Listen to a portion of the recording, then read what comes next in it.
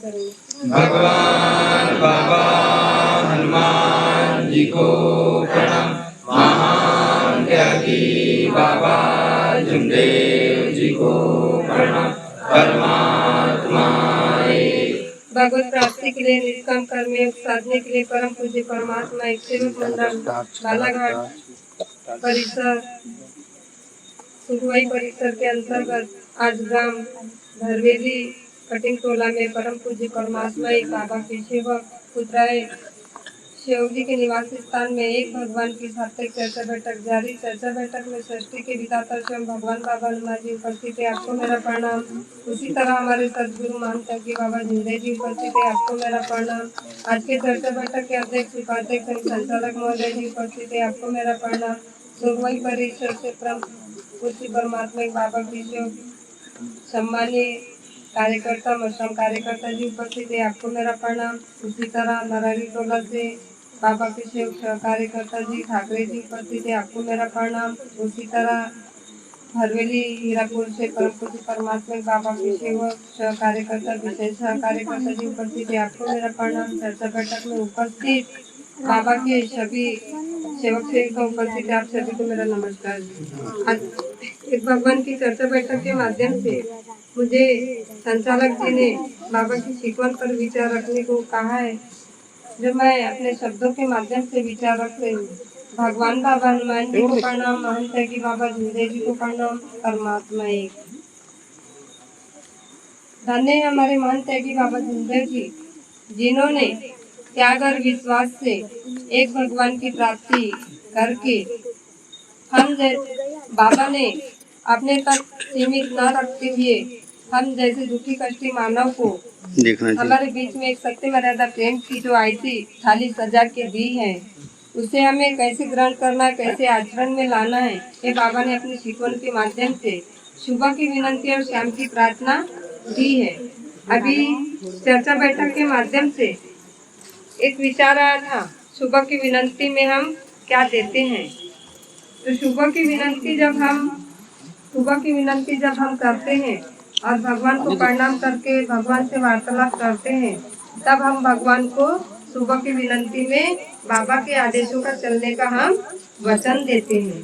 तो हमें वचन में हम क्या देते हैं, मैं बाबा के आदेश सत्य मर्यादा प्रेम 4 तत्व 3 शब्द 5 नियमों का जीवन में पालन करूंगा या करूंगी, ऐसा मैं सत्य वचन देती हूँ, इसे मैं अपने जीवन के अंत समय तक नहीं भूलूंगी। ये होता है सुबह की विनंती में हम वचन देते हैं।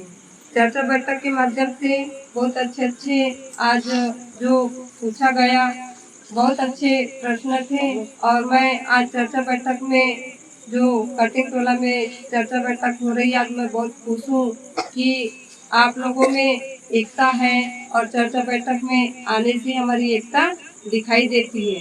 तो अपना विचार खुद बनाना चाहिए, हमको दूसरे को नहीं देखना चाहिए कि हम वो चर्चा बैठक में जा रहे हैं या नहीं जा रहे हैं, उसको देखते हुए हमको नहीं चलना चाहिए, क्योंकि यह मार्ग बाबा के आदेश का मार्ग है और हम सभी अपने अपने परिवार के लिए जुड़े हैं, हम दूसरे के लिए नहीं जुड़े हैं। तो अपने परिवार को देखते हुए आदेशों का पालन करना चाहिए, क्योंकि आदेश का पालन ही हमारे लिए सबसे बड़ा चीज है और चर्चा बैठक सबसे ज्यादा महत्व है, क्योंकि चर्चा बैठक में आने से हमारा ध्येय मजबूत रहता है, ध्येय डगमगाता नहीं है और हमारा आत्मा बल बढ़ता है चर्चा बैठक में आने से। अभी सेविका भाई मुनेश्वर भाई जो हमारे साथ आई है, अभी कम से कम वो उनका विचार बन रहा है कि चलो ना चर्चा बैठक में चलेंगे।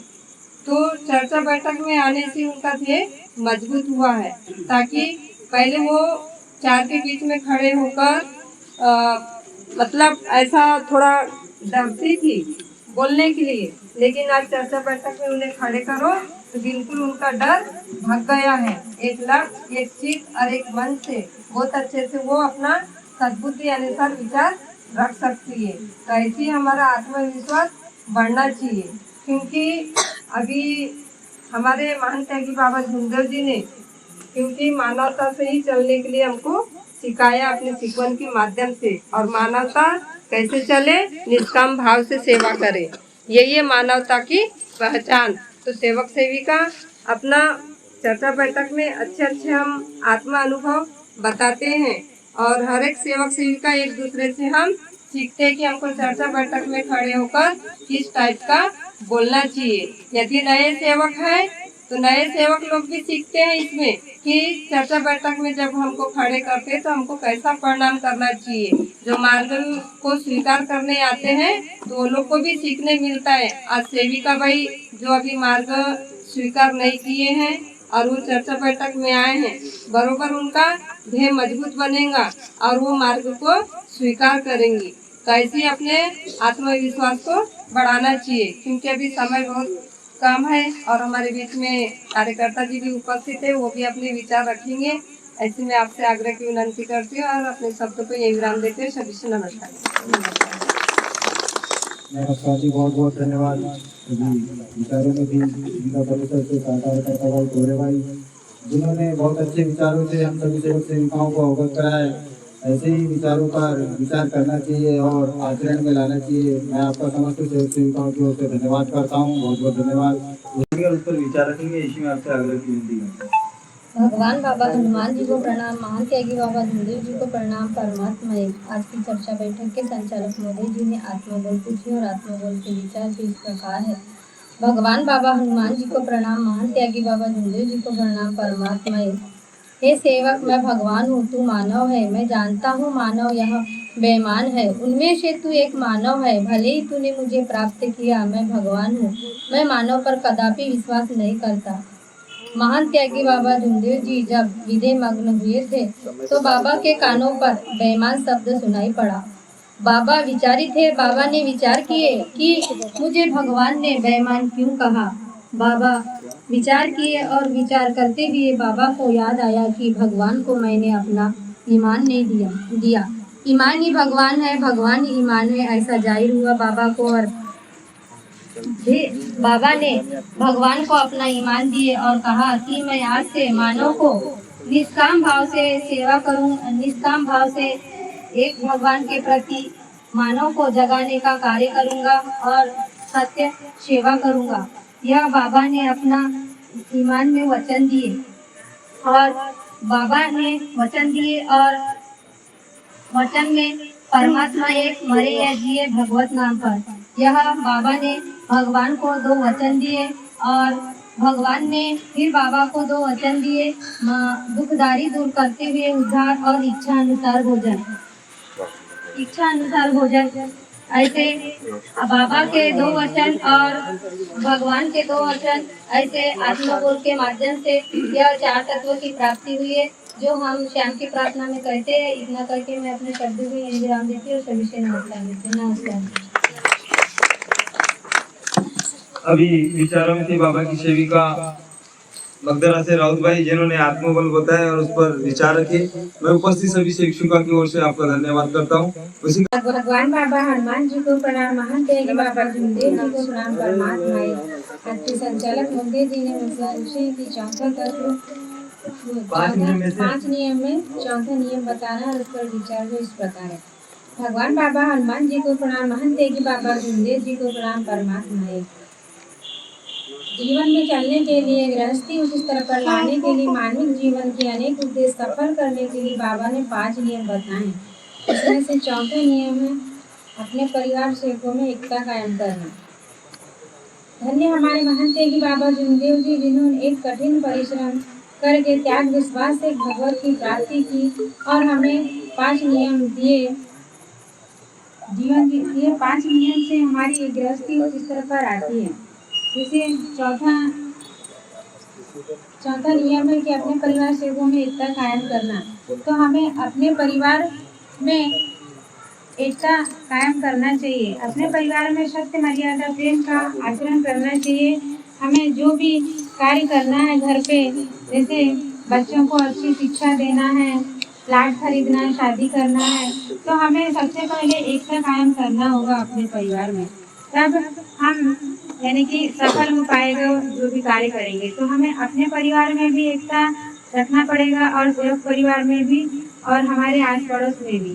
तो हमें एकता का साथ रहना चाहिए और एकता जब बनेगी तब हम 4 तत्व 3 सब 5 नियमों का हम पालन करेंगे, तब हमें यह एकता कायम होती है। इतना कहकर अपने शब्दों को विराम देते हैं। सभी से अभी विचारों की बाबा की सेविका पहली से विश्वकर्मा भाई, जिन्होंने बहुत अच्छे विचारों से हमें शिक्षकों का अवगत कराया।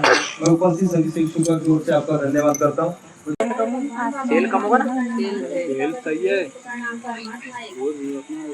माइक पास में रखो भाई, पास में रखो बोलो, पास में रखो माइक। भगवान बाबा हनुमान जी को प्रणाम, महात्मा जी बाबा भीमदेव जी को प्रणाम, परमात्मा एक धन्य हमारे महात्मा बाबा भीमदेव जी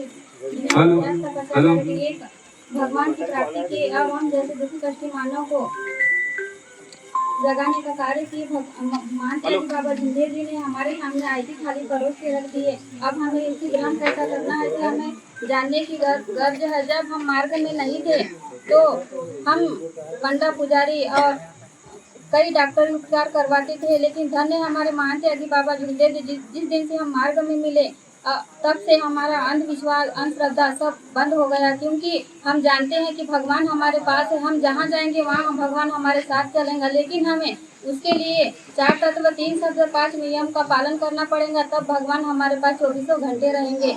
बाबा ने कहा है कि मानव धर्म पहले एक दूसरे को फंसाने का कार्य करते थे, लेकिन मानव धर्म में ऐसा नहीं चलता, क्योंकि हमें जब मार्ग में नहीं थे तो डुबाने वाले ही मिले, लेकिन उठाने वाले कोई नहीं मिले। धन्य हमारे महात्मा जी बाबा भीमदेव जी, जिन्होंने 3 अप्रैल 1921 को भगवान के रूप में धरती पर जन्म लिया और हम जैसे दुखी कष्टी मानव को आखिरी दम तक ऊपर उठाने का कार्य किया। और इतना कह के मैं अपने शब्दों को विराम देती हूँ। नमस्कार।